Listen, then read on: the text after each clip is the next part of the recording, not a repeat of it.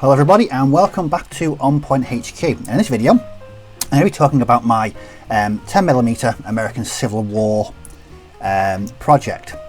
I mentioned this briefly in a couple of videos back, that over the past 4 years or so I've been working on, very slowly working on a 10mm scale American Civil War army. Now, initially we were going to use black powder to play, eventually game with these, but I think what we're going to be doing is once these are completed, we're going to be playing it using sharp practice from 2 Fat Lardies. I think the kind of the smaller scale that you can use in sharp practice. I think that would be better than just, you know, huge massive armies. I'm doing a Confederate army, and Ian's currently working on his Union. Well, I say currently working on it, he hasn't touched it, but yeah, other things on his plate at the moment.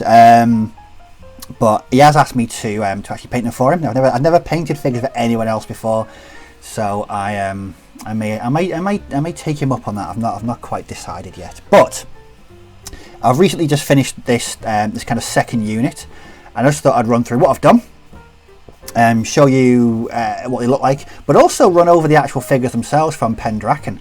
I don't normally do sort of product reviews on the channel, but I thought with so many people whose videos that I watched working on so many different scales and using, you know, different periods and different manufacturers, I thought it'd be handy for people who, you know, who want to step into 10mm and are a bit unsure about what figures they could use. So mine are solely Pendraken, and I'll run over those and my thoughts on them at the end of the video. But onto the figures. So what I'm going to do is just mess around with the autofocus like I normally do. So what you'll notice is these are based on a smaller base than the first regiment or unit that I completed. I've gone for these by Rendera. The reason for this is that I ran out. I didn't have any more of the bigger bases to use, but I don't think basing is going to be a problem with sharp practice. Normally it's individual figures when played at 28mm. I think it'll involve a bit of extra housekeeping to keep them on bases, but I don't think there's going to be too much problem. So what I've done is I've based them 10 to a base, and then 4 bases to a regiment. So this is the first one. There we've got an officer. There we've got a standard carrier, and the rest are just your standard Confederate soldiers there. What I learned painting at 10mm, again, I've mentioned this before, is that you're not going for the individual figure.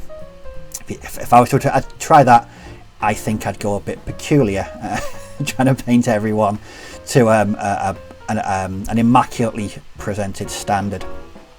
With this scale, what you're looking at is the overall look of the base, and then ultimately the regiment.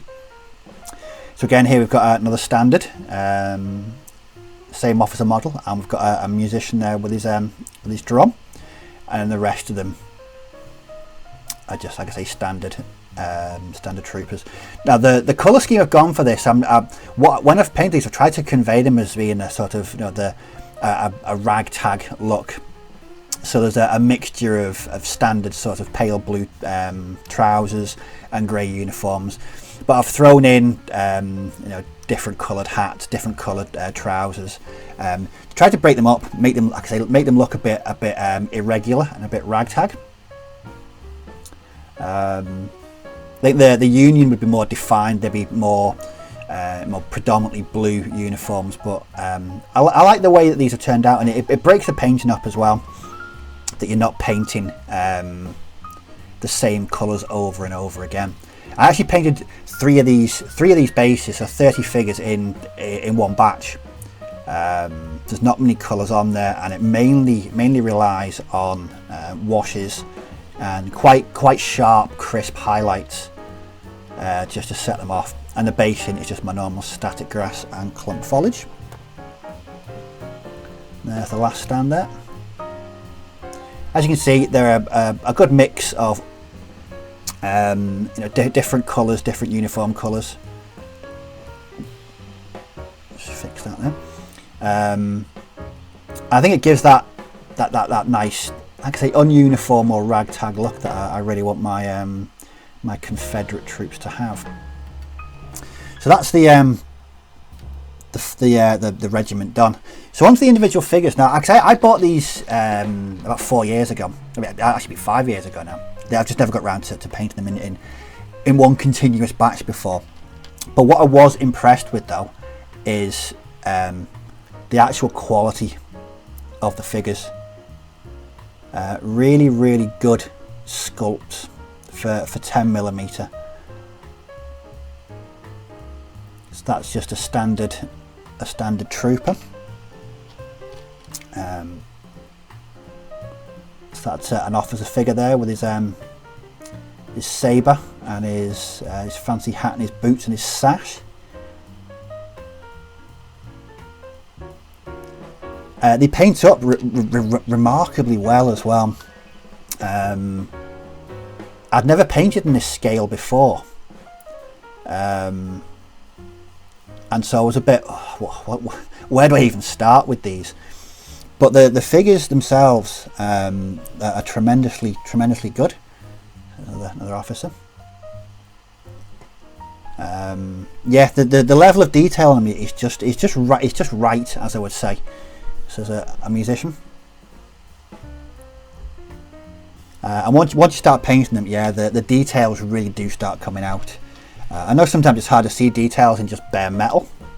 Like I say, it's not until you really start painting them and that you see just how detailed they are. I mean, what I like about this is some of these have got beards on 10mm figures. That to me that's impressive.